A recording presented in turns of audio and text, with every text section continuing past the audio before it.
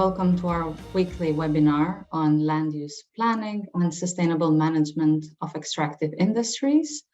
We are here today with our two experts to learn about their day-to-day challenges working with decision makers from companies, public administrations, and research.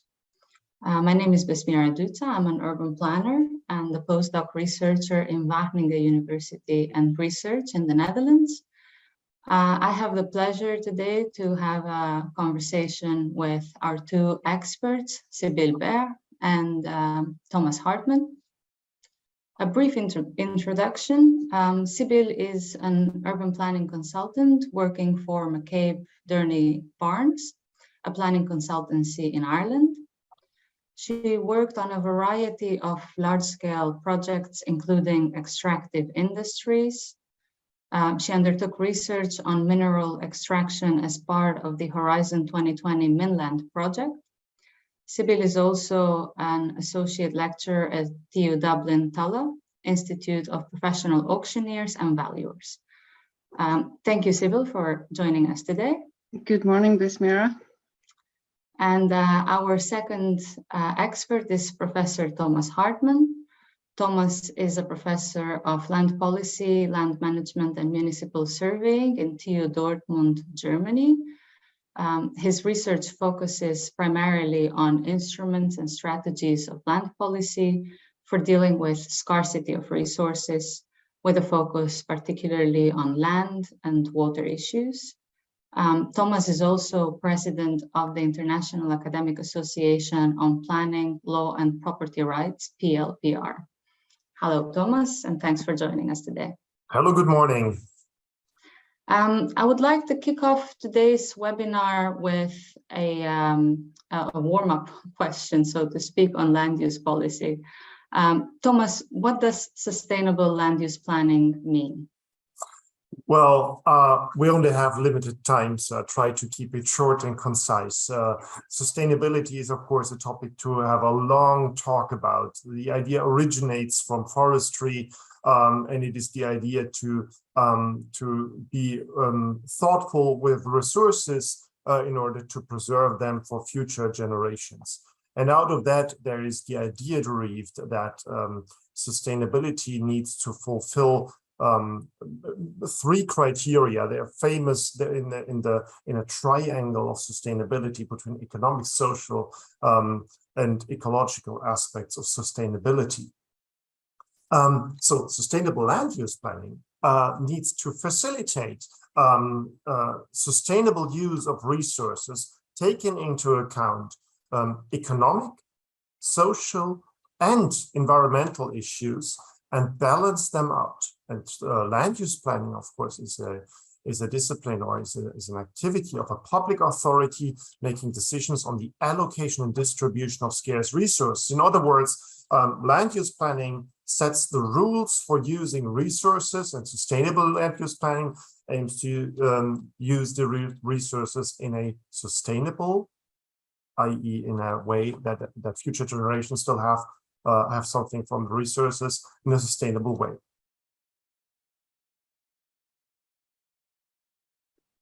Thanks, Thomas. That is a very comprehensive view on sustainability and particularly sustainable land use planning. Sybil, would you like to add something to this? No, I think Thomas has gotten it right. Land use planning is sustainable land use planning should be about reconciling and achieving the three criteria. So development that meets that does not waste resources, that has limited impact on the environment, that serves the economy, and also that serves the interest of the public. So I think he covered all bases here. No more to add, Thomas. He said it all. That's quite right. While moving to mineral extraction and land use planning, there are, of course, projections that raw materials demand will increase. OECD forecasts that by 2060, with a global population increase by 1.5 times and even a bigger income per capita increase, demand might be doubling in in the next few decades for mineral raw materials. Sybil, in your view, can and should mineral safeguarding become part of the scope of land use planning? Well, I can't speak so much for other countries in the EU, but I know in Ireland it already is, in that we have a national policy that supports, the interest of mineral development. So in that respect, yeah, it should be, because if you don't have a supportive policy framework, it can be very difficult then on the ground to go and proceed with development, because you don't have anything to justify your development against. So I think in some respect, yes. Now it depends on the format of the support you're looking for. Are you looking for policy that consists of supportive wording? Are you looking for zoning, which consists of coloring maps and drawing lines? Now, I mean, I think each country has different approaches, but I think, yes, you need supportive policy to be able to, to carry forward mineral development. And Thomas, I guess you want me to react, so I will jump in. So, of course, extractive industries and mining are very intense land uses, and also very resource. They need a lot of resources. These activities, and resources is not only the resource that you put out of the ground, but it's also the land. It's all the environmental resource, also social resources that are needed. So from that respect, it's a very important land use that needs to be taken into account when balancing different land uses. In a perfect world, land use planning does not pursue an own spatial interest, but it balances out interests by others. I know this is a bit an idealistic view, and in different countries we see different notions how this balancing and independent balancing is working out in practice. But in a perfect world, what planning should do is taking all the spatial claims and balance them carefully in order to make a decision how to use the scarce resource at stake. This means that, theoretically speaking, mining is just a land use like housing, commercial land use, infrastructure, flood risk management, or recreational areas. And planners need to balance that. Of course, this is a bit of a simplistic view, because there are land uses that are more urgent, more pressing. You cannot negotiate with the river about an inundation zone, for example. So there are some pressing issues. There are some physical constraints on things, natural resources that you want to mine are in a certain locations, and you cannot just place it in a different locations. Whereas others, like housing, for example, you can more easily shift and move about. So taking these constraints into account, yes, I think mining plays a special role, and we see that in many of the planning systems in Europe and beyond, that there are often very special mining legislations in addition to spatial planning, which considers to be more, or land use planning, which is considered to more broad.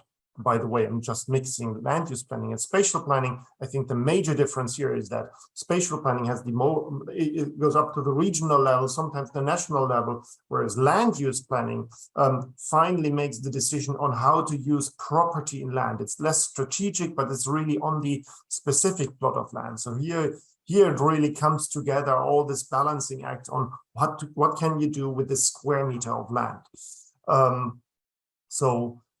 What I'm saying here is mining is one of the spatial interests that needs to be balanced. It's a very strong and a very specific one that makes it so special, I think. Am I answering your question, Desmira?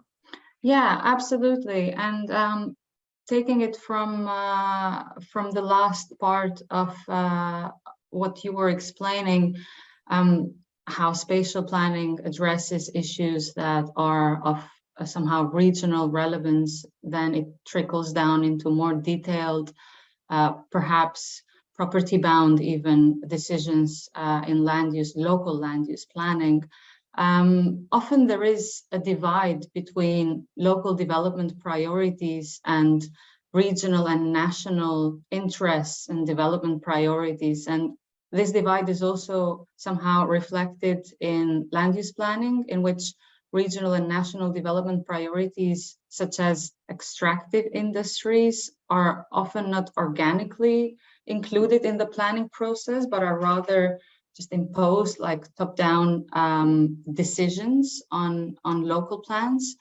Thomas, how can this divide be bridged, so to speak, or in other words, can extractive industries complement local development priorities, in your opinion? I think you cannot answer this on a very abstract level. Spatial planning is locational specific. So we need to find that out for every location in its own. So we need to see, does this work here? And what works here does not necessarily work there because it's locational specific. And that has to do with many aspects, environmental conditions, political conditions, institutional framing conditions, economic conditions, and so on and so forth. This is, by the way, why we need local planners to help doing the decisions. Now you're asking about the how national and regional and probably even transnational objectives, how they trickle down to the land use planning. And there is, of course, and you're totally right, a tension. And this tension arises between the different spatial scopes of the tiers of government that we're talking about. In planning, in most of the European countries, the principle of subsidiarity is a high principle. So the idea is to regulate decisions on scarce resources at the lowest possible level.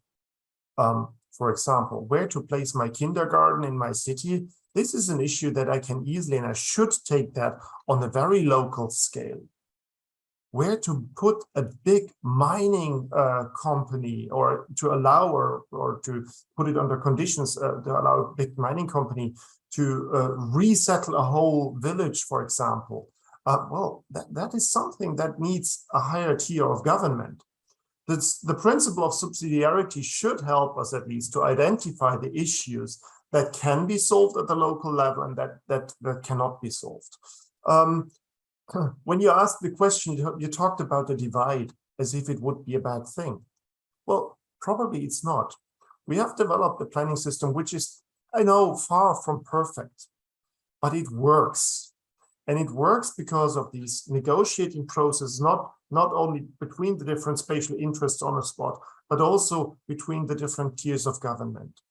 So we cannot understand mining as a purely top-down process where we have a national plan, this is where the mine goes, and then it goes down. This is simply not how it works, and it's not how it should work in a democratically legitimized planning system.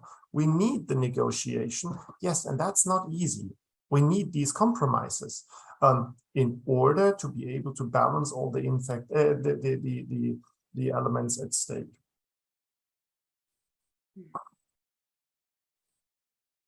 Thank you, Thomas. Sybil, would you like to add something to this? Yeah, on how it works in Ireland, perhaps? Yeah, so for instance, you're mentioning the divide. So in Ireland, we have the national plan and then the regional plan and then local plan. So it's possible the hierarchy of plans is aligned. So plans that are included nationally, policies that are included nationally are translated regionally and locally. And the lower the level you go, the more adapted to the local circumstances the policy is. Now, that's just for a supportive policy framework.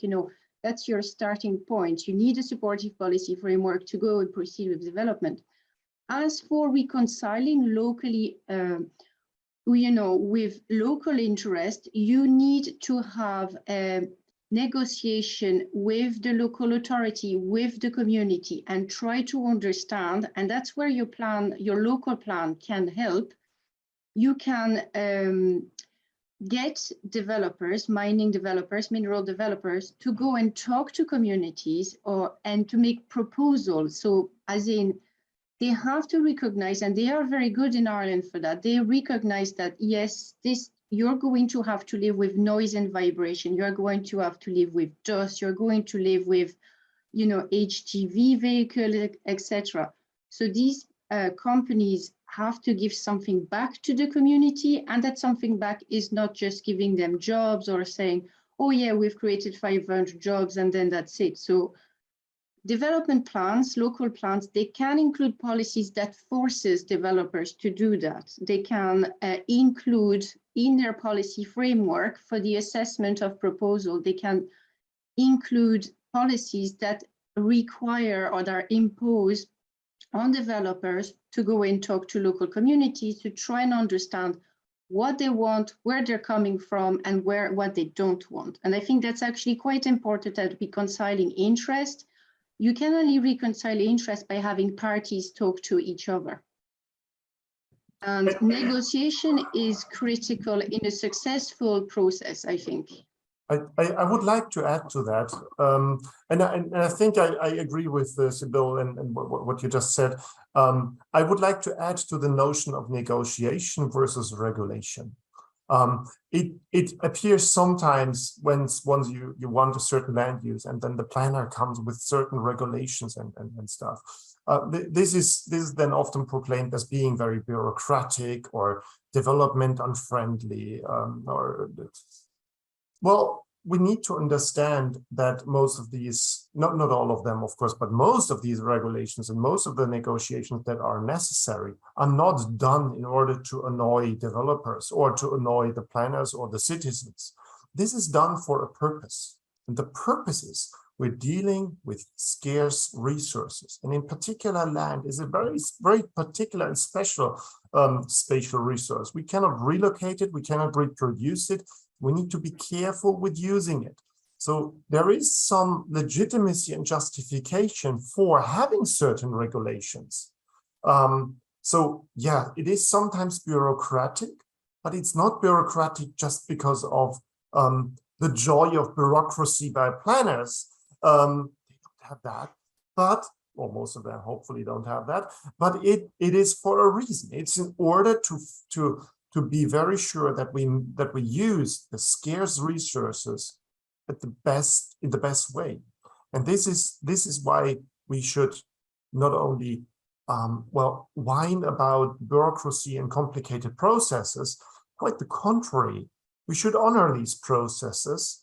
And they're not perfect. This is not what I'm saying. And I know there are situations where the system is working quite the contrary of perfect. But the reason, we need to understand the reason why we have planning regulations. It's not property unfriendly. Actually, it's quite property friendly because it protects someone's properties. And this is the reason we need to understand this. This makes it much easier for us to accept procedures and negotiations and discussions with local communities potentially. Yeah, and I think I would add, that negotiation part is very important, because those mining companies that come in a generally rural area, they are multinational on, the stock market. They make enormous amount of money. So if you live in a small rural area, you're going to think, hold on, this guy with all his money is coming over and taking my resources, because we don't own the resources. The state owns the resources. It's below ground.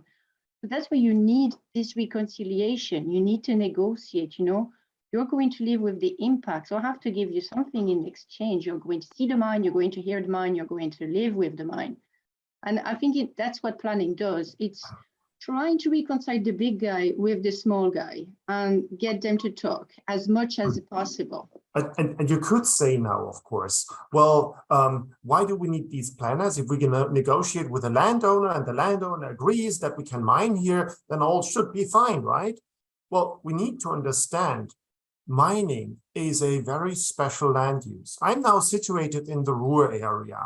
an area of coal, steel, and beer. At least it used to be. Well, steel and coal went away. We only have beer left.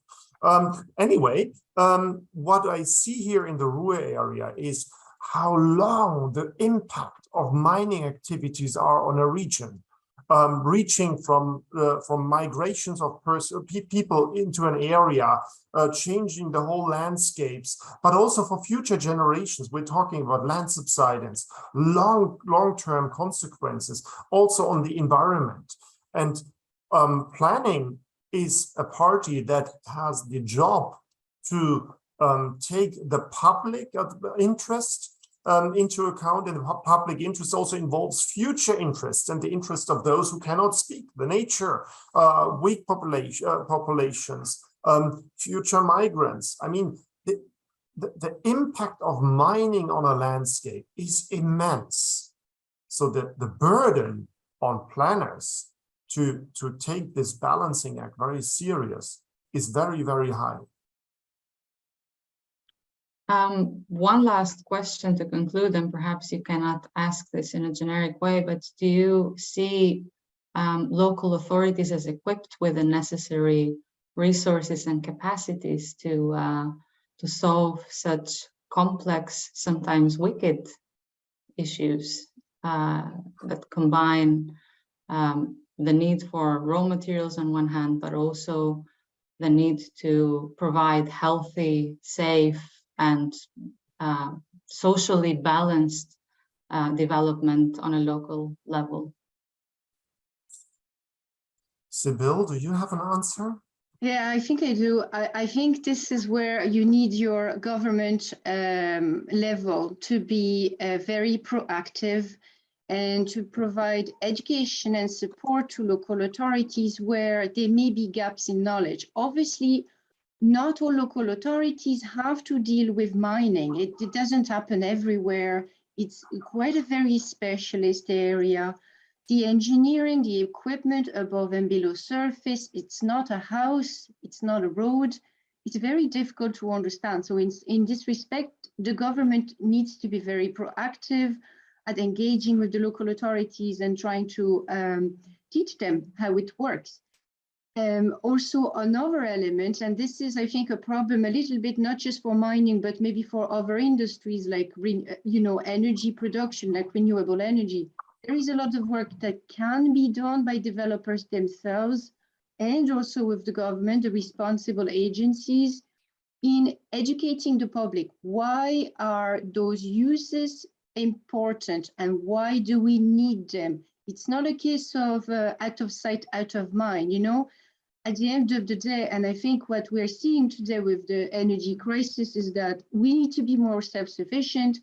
We need to produce our own raw material, our own energy, etc., etc. We can't just rely on someone else all the time.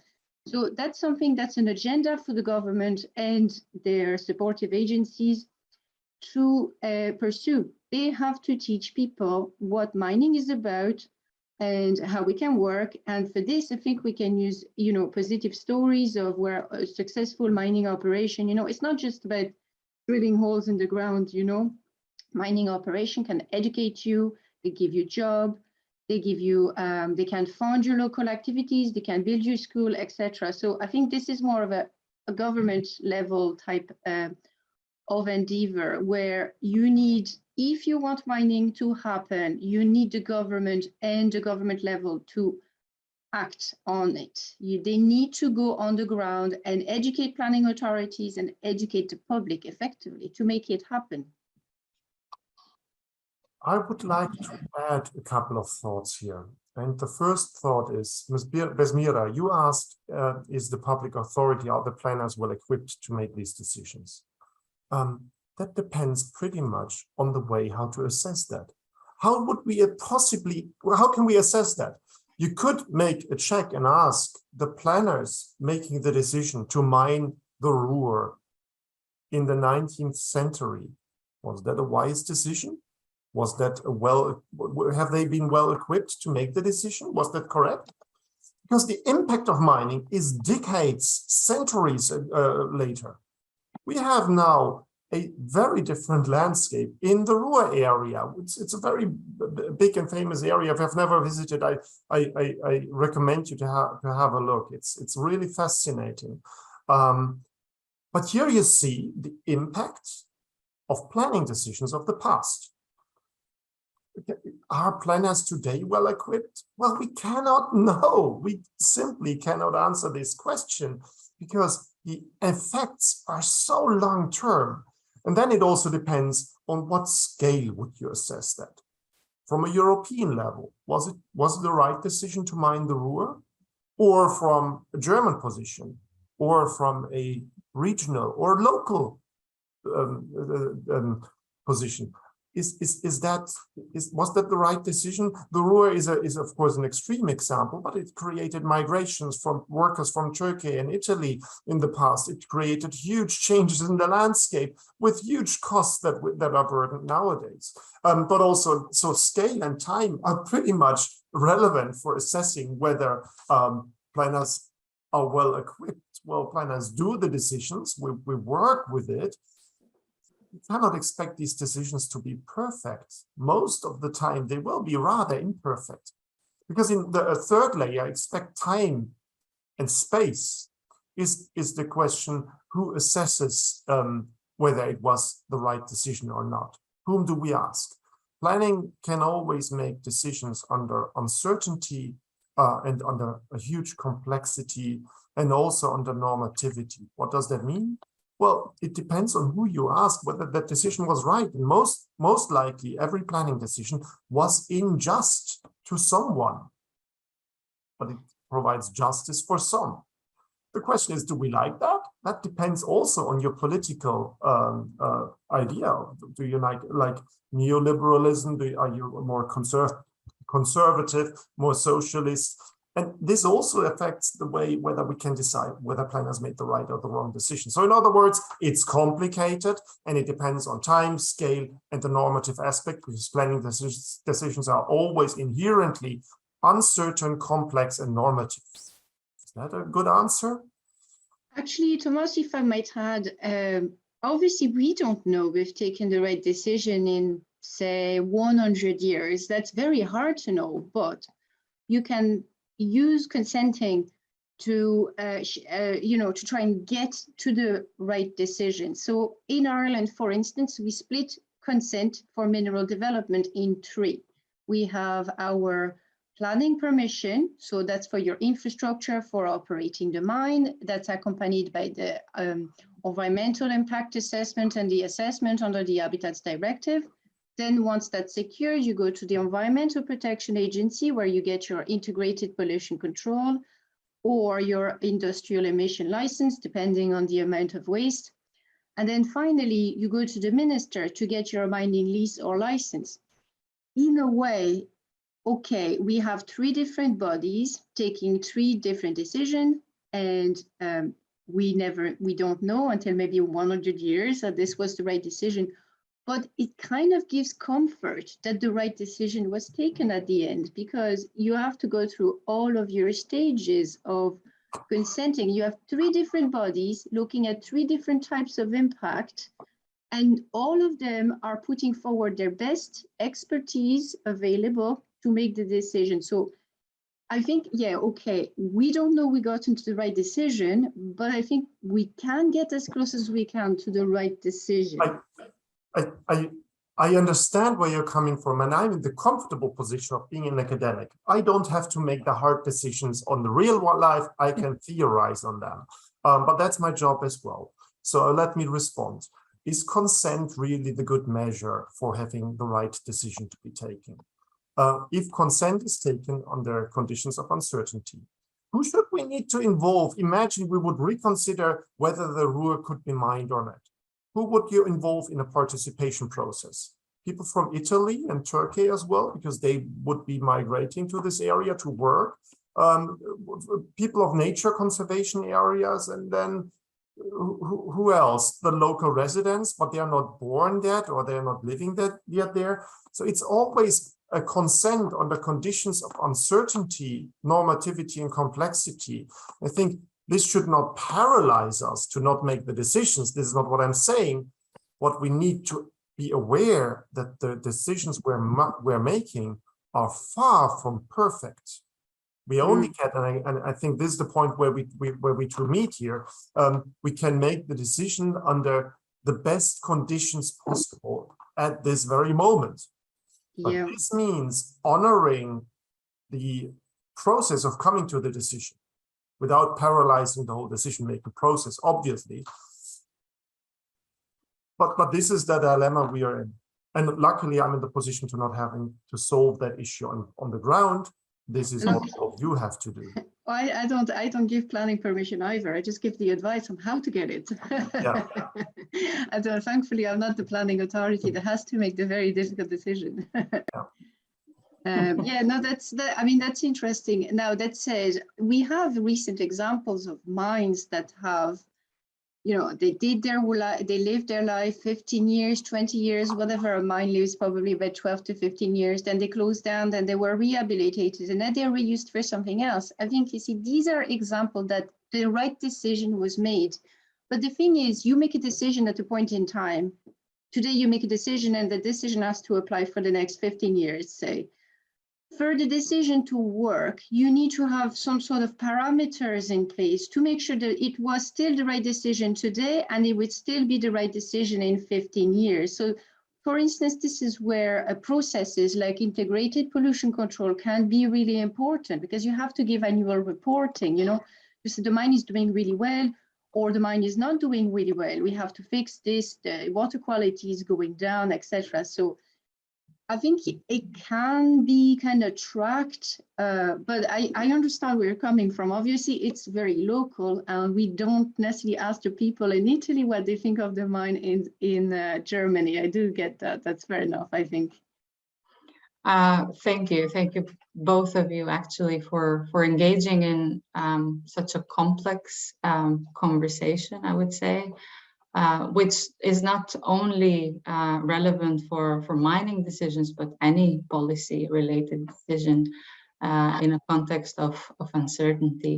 I think we have come towards the end of our webinar.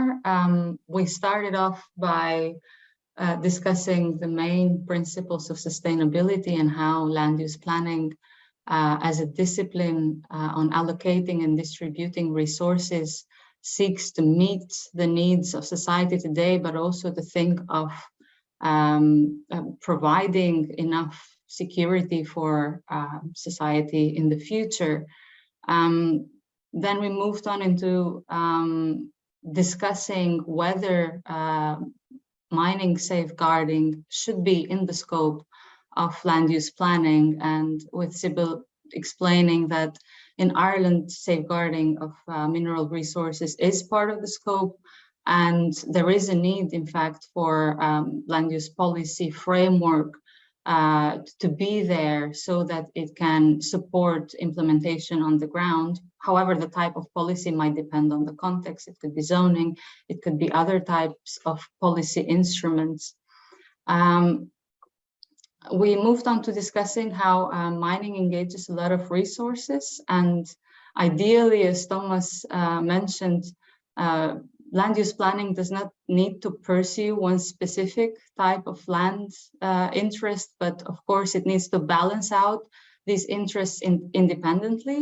And we said ideally, because of course the reality is much more complex.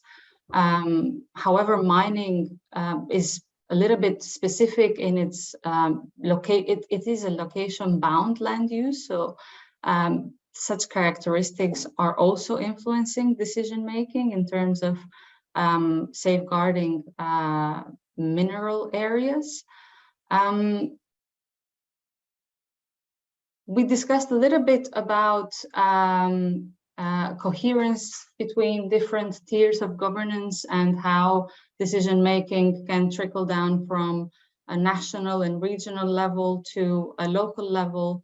Land use planning operates very much on the principle of subsidiarity.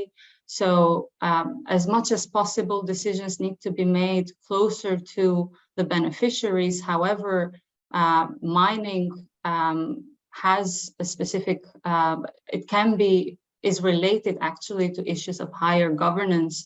So it is acceptable and that decisions on mining to be taken on a regional level.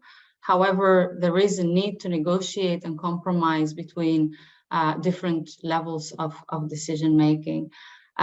We discussed quite at some extent on the job that land use planning and land use planners have to mediate between mining companies and decisions to do with mining land uses and local beneficiaries, but also individuals that are directly affected by the mining activities. But it is also important for the government to proactively support local authorities, especially the local authorities in which mining is of interest in terms of capacity building, but not only local authorities, as well as the public, why we need mining and why these resources are necessary to be engaged, and why we need to be basically self-sufficient, and how this policy area affects other policy areas as well, and how this balancing out of between different policy interests is taken out. Towards the end, we discussed whether planning authorities are well equipped to make such decisions, and of course, this was a very interesting and complex part of the conversation, because on the one hand, we understand that assessing policy decisions requires an understanding of their long-term effects, and planning decisions especially are made in a context of uncertainty, but also assessing whether a decision was good or bad engages some kind of a normative discussion that is very political. However, as Sybil mentioned, and I would like to leave it at a more optimistic note,